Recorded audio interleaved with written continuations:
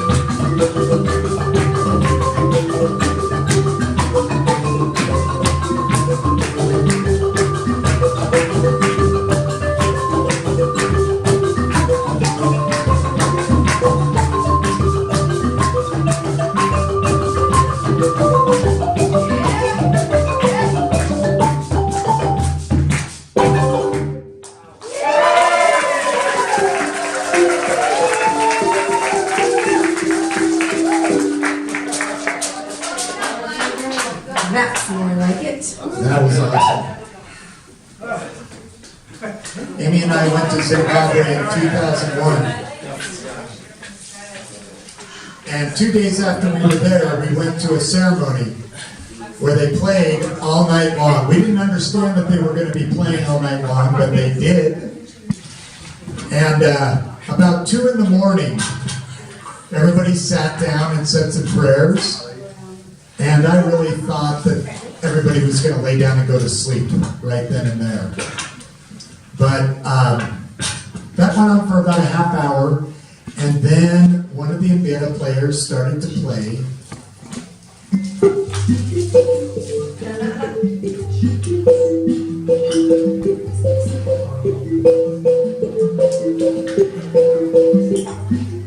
Mind you, it was about 2 o'clock in the morning, and all of a sudden this woman who was in her 70s got up and started to dance.